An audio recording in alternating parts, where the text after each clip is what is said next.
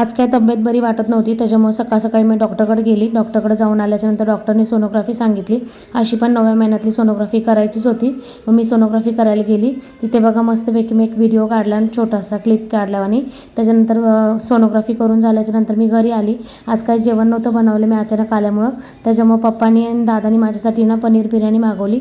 आम्ही दोघांनी मस्तपैकी ती खाल्ली.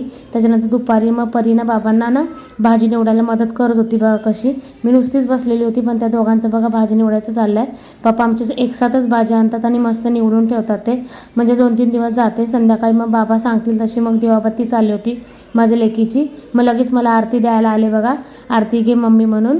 आणि त्याच्यानंतर मग तिचं झाल्याच्यानंतर मग ती देवाच्या पाया पडायला लागले माझ्या मम्माला ठीक कर म्हणून.